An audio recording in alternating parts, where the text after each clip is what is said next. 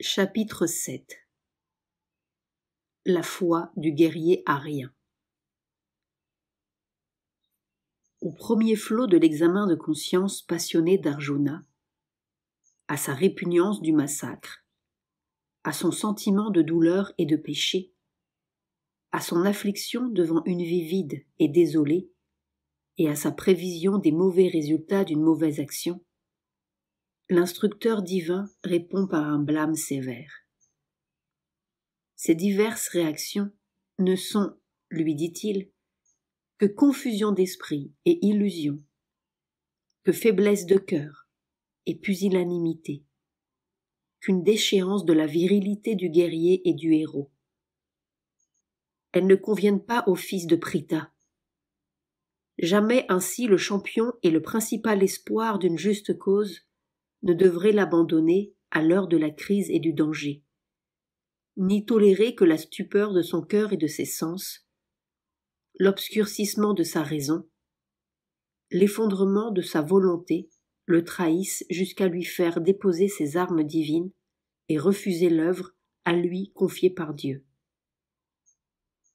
Ce n'est pas là l'attitude approuvée et adoptée par l'homme arien. Cette sombre humeur ne vient pas du ciel et ne peut y conduire. Et sur terre, elle est une déchéance de la gloire qui est réservée au courage, à l'héroïsme et aux nobles actions. Qu'il rejette loin de lui cette pitié molle et égoïste, qu'il se lève et qu'il écrase ses ennemis.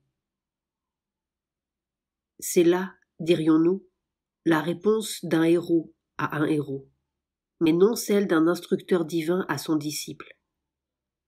Nous nous attendrions plutôt à ce qu'il l'encourageât constamment à la bonté, à la sainteté, à l'abnégation, et à ce qu'il le détournât des buts et des voies du monde. Or, la Gita dit expressément qu'Arjuna vient de glisser ainsi dans une basse faiblesse. Les yeux pleins de détresse et de larmes, le cœur vaincu par la tristesse et le découragement, parce qu'il est envahi par la pitié, Kripaya Vishtam. N'est-ce donc pas une faiblesse divine? La pitié n'est-elle pas une émotion divine qu'on ne devrait pas décourager par un blâme si dur? Ou bien sommes-nous simplement devant un évangile de la guerre et de l'héroïsme, une foi nietzschéenne dans la puissance et la force hautaine, une leçon de cette dureté hébraïque ou teutonique qui tient la pitié pour une faiblesse et approuve le héros norvégien qui rend grâce à Dieu de lui avoir donné un cœur dur? Mais l'enseignement de la Gita émane d'une foi indienne, et l'esprit indien a toujours placé la compassion parmi les éléments les plus grands de la nature divine.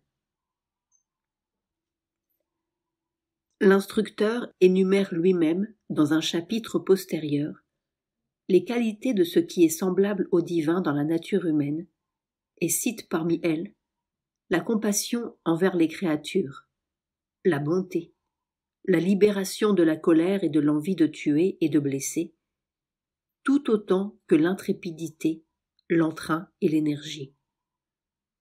Par contre, la brutalité, la dureté, la cruauté, la satisfaction de tuer ses ennemis et d'amasser uniquement des richesses et des possessions sont des qualités assouriques.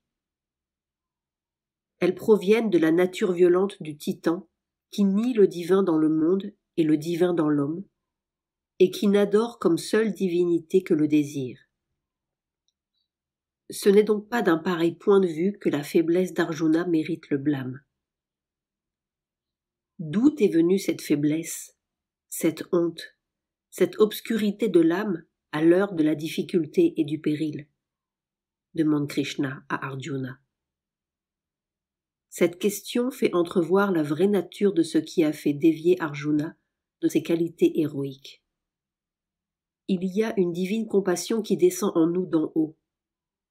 Mais pour l'homme dont la nature ne la possède pas et n'a pas été formé dans son moule, de prétendre qu'il est l'homme supérieur, le maître homme ou le surhomme, c'est une folie, une insolence. car celui-là seul est le surhomme qui manifeste le mieux la plus haute nature du divin dans l'humanité. Cette compassion observe avec amour, sagesse et calme vigilance la bataille et la lutte, la force et la faiblesse de l'homme, ses vertus et ses vices, ses joies et ses souffrances, sa science et son ignorance, sa sagesse et sa folie, ses aspirations et ses chutes. Et elle intervient en tout pour aider et guérir. Dans le saint et le philanthrope, elle peut prendre la forme de la plénitude de l'amour ou de la charité. Dans le penseur et le héros, elle assume l'ampleur et la puissance d'une sagesse et d'une force secourable. Dans le guerrier arien, c'est cette compassion, âme de sa chevalerie, qui refuse de briser le roseau meurtri, mais aide et protège le faible et l'opprimé, le blessé et le vaincu. Mais c'est aussi la divine compassion qui renverse le dur tyran et l'oppresseur présomptueux, non pas dans un geste de colère et de haine, car celles-ci ne sont pas de haute qualité divine, et la colère de Dieu contre le pécheur, la haine de Dieu pour le méchant, sont des fictions de croyances à demi éclairées, tout autant que les tortures externes des enfers que ces croyances ont inventées. Mais, comme l'a compris clairement l'ancienne spiritualité indienne, avec autant d'amour et de compassion pour le puissant titan égaré par sa force et mis à mort pour ses péchés, que pour les malheureux opprimés, qu'il s'agit de sauver de sa violence et de son injustice. Mais telle n'est pas la compassion qui pousse Arjuna à rejeter son œuvre et sa mission. Ce n'est pas la compassion, mais une impuissance faite de lâche pitié pour lui-même, un recul devant la souffrance mentale que son acte doit lui causer. Je ne vois pas ce qui pourra me débarrasser de cette douleur qui dessèche mes sens. Et de toute chose, la pitié pour soi-même compte parmi les sentiments les plus bas et les moins dignes d'un arien. Sa pitié pour les autres est aussi une forme de cette faiblesse envers lui-même. C'est l'horreur physique des nerfs inspirés par l'acte de tuer, le recul émotionnel et égoïste du cœur devant la destruction des Dhritarashtriens. Parce qu'ils sont ses proches, et parce que sans eux la vie sera vide. Cette pitié-là est une faiblesse de l'esprit et des sens, une faiblesse pouvant très bien être salutaire pour des hommes d'un moindre degré de développement, qui, s'ils n'étaient pas faibles, seraient durs et cruels. Car il leur faut remédier aux formes les plus dures de l'égoïsme de leur sensibilité par les plus douces. Il leur faut appeler le tamas, le principe débile, au secours du sattva, le principe de lumière, pour réduire la force et l'excès de leur passion rajasique. Mais cette voie n'est point faite pour l'homme arien développé qui doit grandir non par la faiblesse, mais par une ascension continue de force en force. Arjuna est l'homme divin, le maître homme en voie de formation, et comme tel, il a été choisi par les dieux. Une œuvre lui a été assignée. Il a sur son char à côté de lui Dieu. Dans sa main, l'arc divin, Gandiva. En face de lui, les champions du mal, ceux qui s'opposent à ce que le divin conduise le monde. Ce n'est pas à lui qu'appartient le droit de décider, selon ses émotions et ses passions, ce qu'il fera ou ne fera pas, ni de reculer devant une destruction nécessaire en invoquant son cœur ou sa raison égoïste, ni de refuser la tâche parce qu'elle apportera douleur et solitude dans sa vie, ou parce que son résultat terrestre est, en l'absence des milliers d'hommes qui doivent périr, sans valeur à ses yeux. Tout cela est déchoir, par faiblesse, de sa plus haute nature. Il ne doit voir que l'œuvre à accomplir, kartavyam karma. Il ne doit écouter que le commandement divin qui lui est insufflé à travers sa nature guerrière. Il ne doit s'intéresser qu'au monde et à la destinée de l'humanité qu'il appelle comme l'homme envoyé par les dieux pour l'assister dans sa marche et dégager son chemin des sombres armées qui l'assaillent. Dans sa réponse à Krishna, Arjuna, tout en protestant contre l'ordre qu'il reçoit et en le repoussant, accepte le blâme. Il a conscience de sa faiblesse et pourtant il y cède. Il convient que c'est la pauvreté d'âme qui l'a dépouillé de sa vraie et héroïque nature.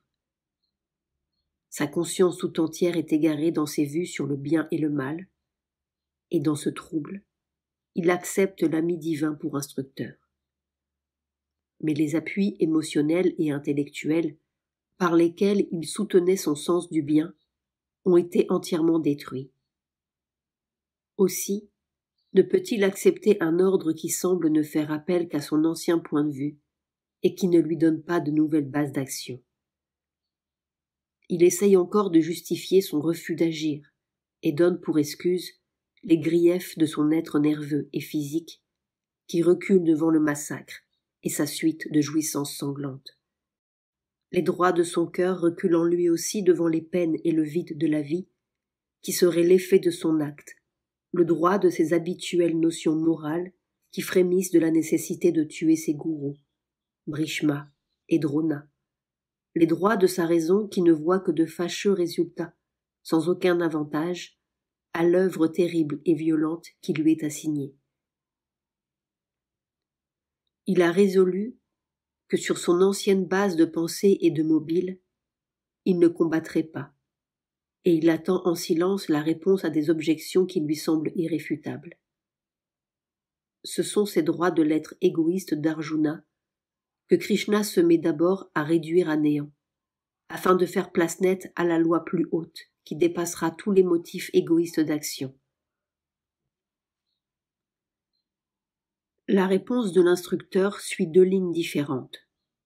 D'abord, une brève riposte fondée sur les idées les plus hautes de la culture générale aryenne, selon laquelle Arjuna a été élevé.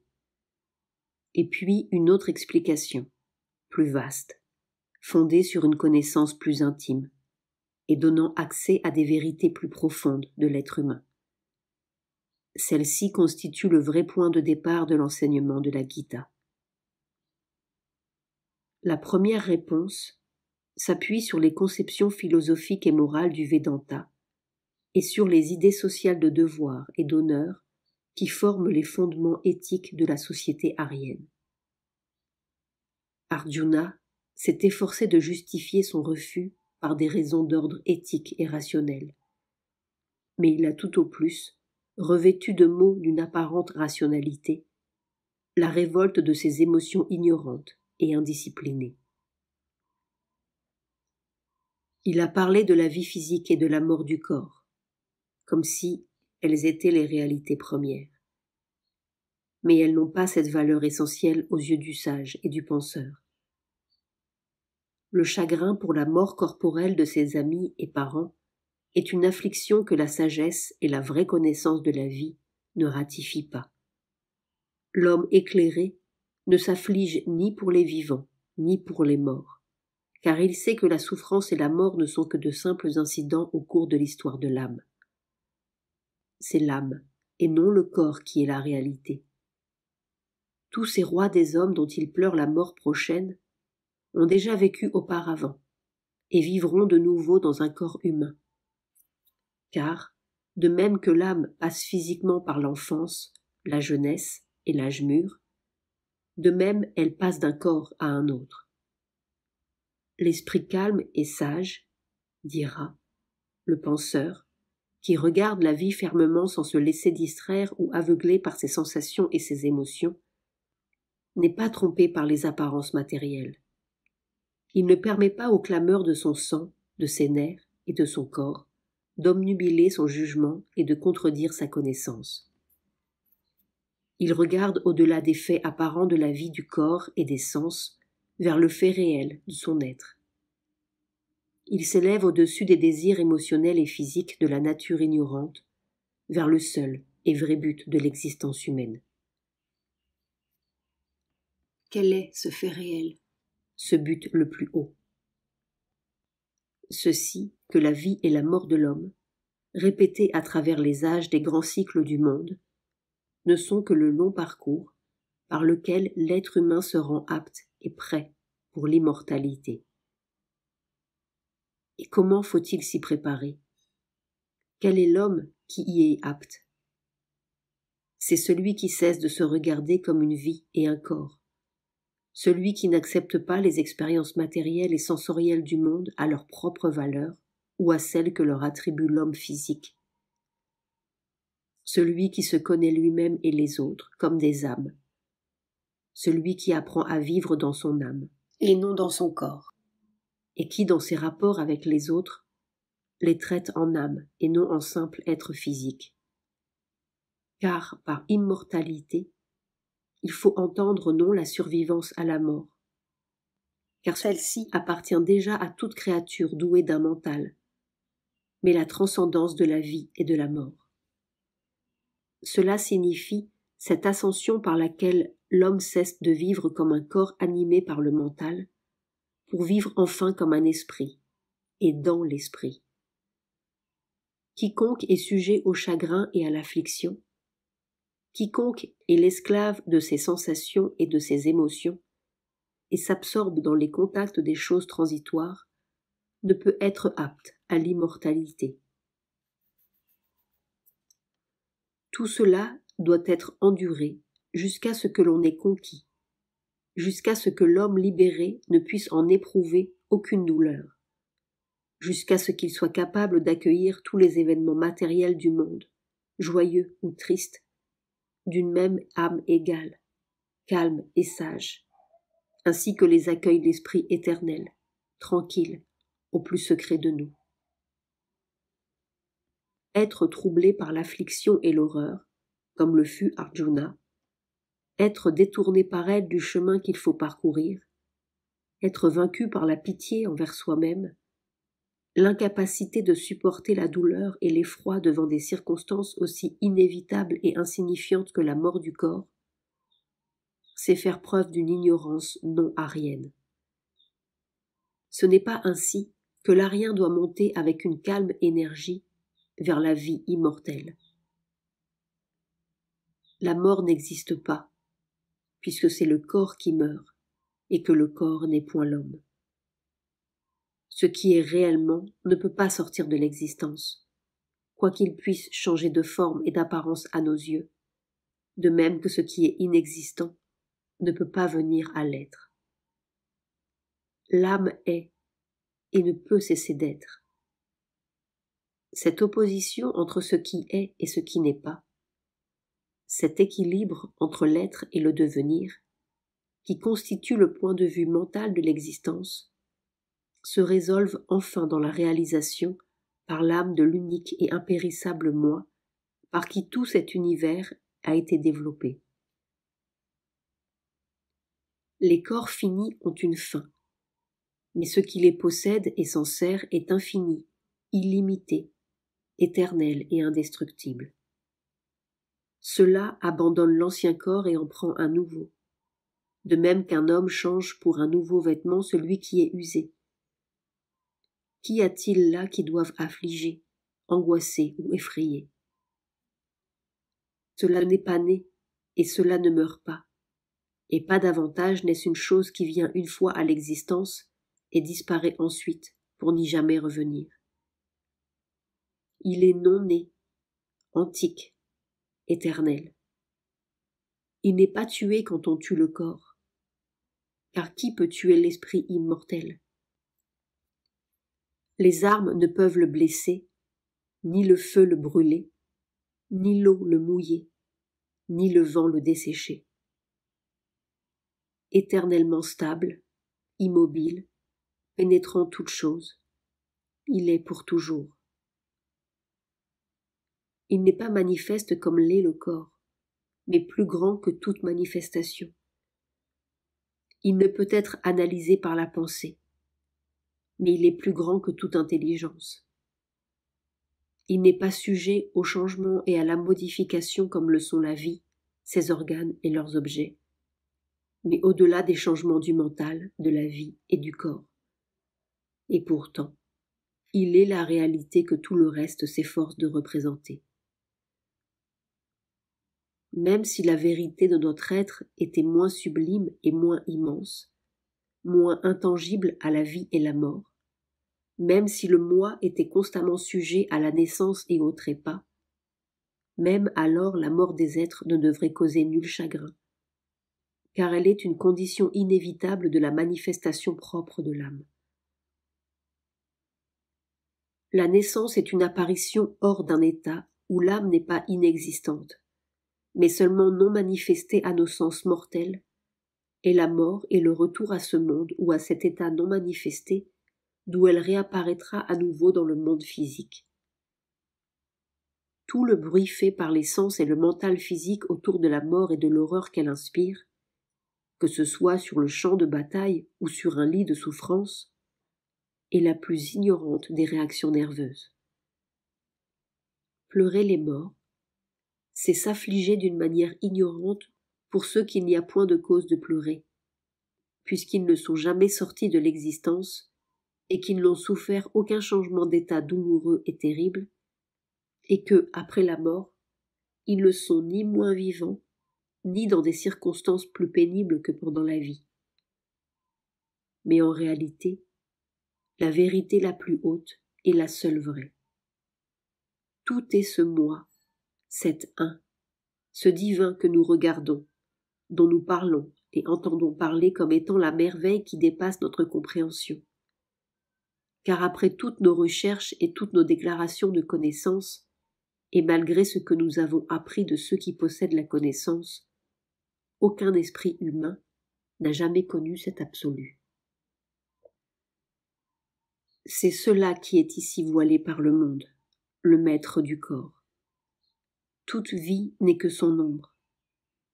La venue de l'âme dans la manifestation physique et notre sortie hors d'elle par la mort ne sont que l'un de ces mouvements mineurs.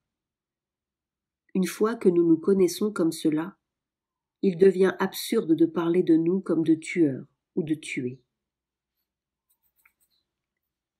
Une seule chose est la vérité dans laquelle nous avons à vivre.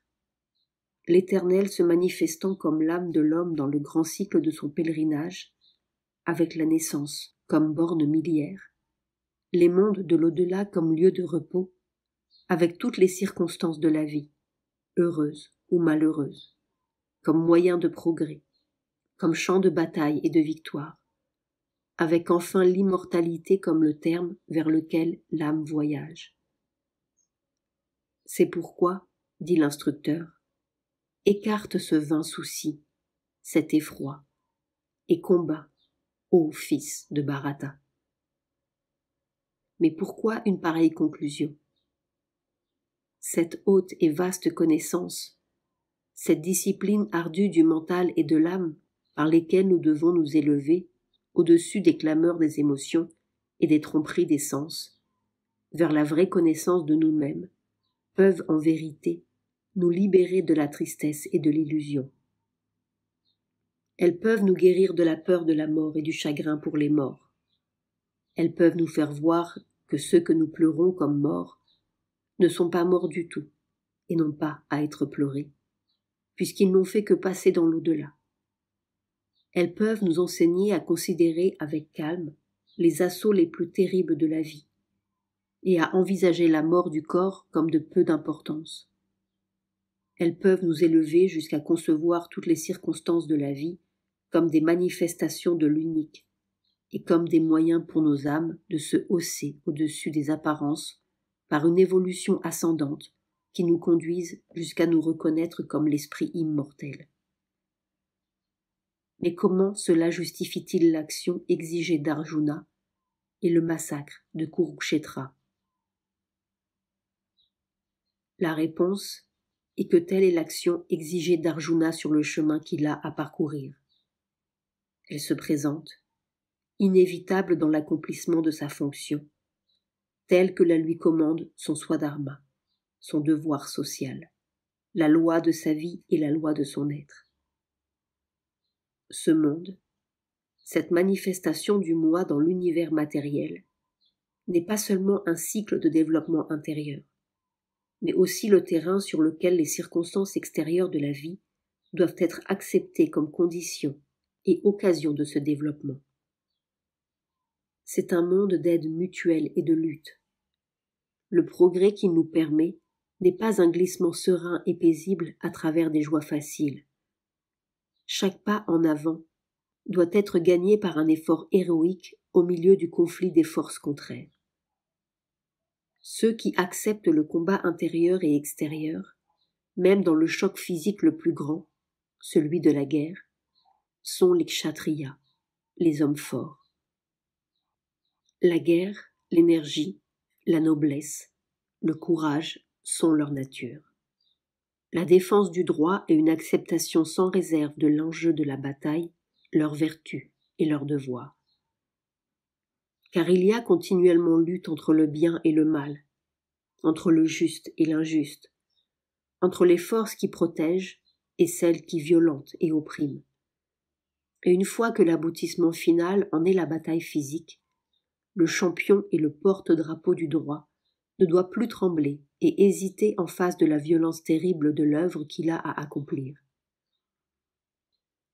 Par molle pitié en faveur du violent et du cruel, et par horreur physique de l'immense destruction décrétée, il ne doit pas abandonner ceux qui le suivent ou qui combattent à ses côtés, ni trahir la cause, ni laisser traîner dans la boue et fouler par les pieds sanglants de l'oppresseur l'étendard du droit et de la justice. Sa vertu et son devoir sont dans le combat et non dans l'abstention du combat. Le péché serait pour lui non de tuer, mais le refus de tuer. Pour un moment, l'instructeur quitte ensuite ce point pour donner une autre réponse à la plainte d'Arjuna que la mort des siens le priverait de toute raison de vivre. Quel est le véritable objet de la vie de tout kshatriya et son véritable bonheur? Non pas son propre plaisir. Le bonheur domestique est une vie de confort et de joie paisible en compagnie d'amis et de parents. Car son vrai but est de combattre pour le droit, et son plus grand bonheur de trouver une cause qui lui permette de donner sa vie, ou s'il obtient la victoire, de gagner la gloire et la couronne du héros. Rien de meilleur n'arrive au kshatriya qu'une juste guerre, et quand un tel combat s'offre de lui-même, comme si s'ouvraient les portes du ciel, heureux alors sont les kshatriyas.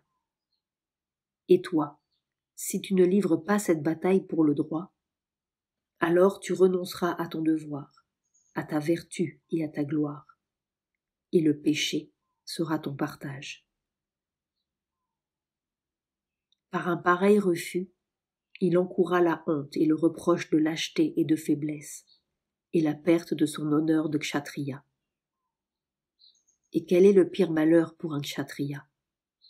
C'est de perdre son honneur, sa réputation, sa noble condition parmi les hommes puissants, les hommes de courage et de pouvoir. Cela est pour lui pire que la mort.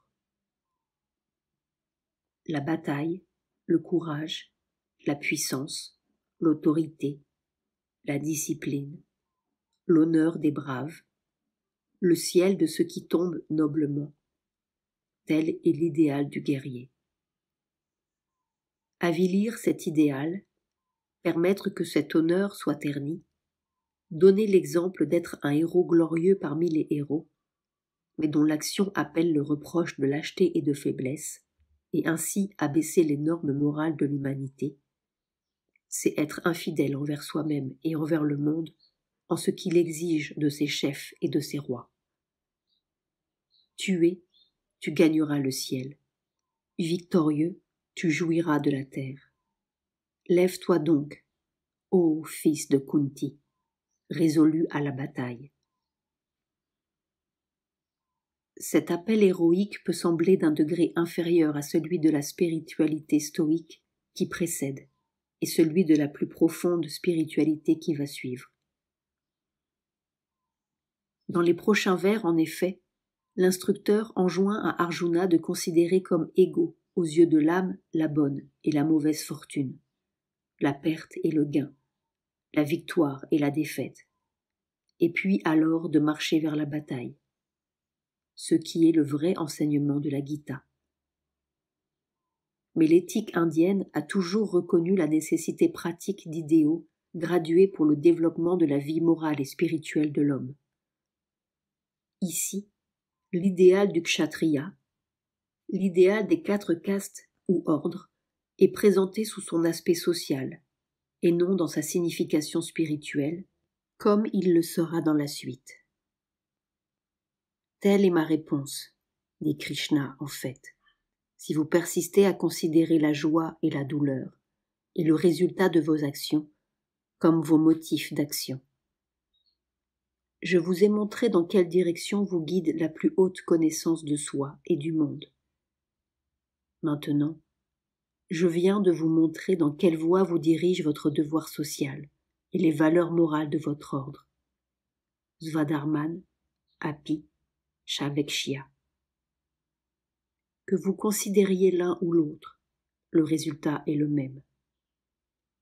Mais si vous n'êtes pas satisfait de votre devoir social et de la vertu propre à votre ordre, si vous pensez qu'il vous conduise à la douleur et au péché, alors je vous conjure de vous élever à un idéal plus haut, et non de vous abaisser à un idéal inférieur. Écartez tout égoïsme, ignorez votre joie et douleur, dédaignez perte et gain et tout résultat mondain. Ne considérez que la cause que vous devez servir et l'œuvre que vous devez accomplir sur le commandement divin, et, ainsi, tu ne commettras pas le péché. De cette façon, à tous les arguments d'Arjuna, il est répondu selon la connaissance et l'idéal moral les plus élevés qu'ait atteint sa race et son temps, que ce soit l'excuse de sa douleur ou celle de son recul devant le massacre, celle de son sens du péché ou celle des résultats malheureux de son action. Telle est la foi du guerrier arien. Connais Dieu, connais-toi toi-même, aide les hommes, défends le droit et, sans crainte, ni faiblesse, ni hésitation, accomplis en ce monde ton œuvre de combattant. Tu es l'esprit éternel et impérissable. Ton âme est ici-bas sur son chemin ascendant vers l'immortalité. La vie et la mort ne sont rien. Chagrin, blessure et souffrance ne sont rien. Car tout cela doit être surmonté et conquis. Ne t'arrête pas à ton propre plaisir, à ton succès, à ton profit, mais regarde plus haut et regarde autour de toi. Plus haut, regarde les sommets lumineux vers lesquels tu montes. Et tout alentour, regarde ce monde de batailles et d'épreuves où le bien et le mal, le progrès et la régression s'étreignent dans un conflit acharné. Les hommes t'appellent à leur secours, toi, leur homme fort, toi, leur héros. Aide-les donc et combat.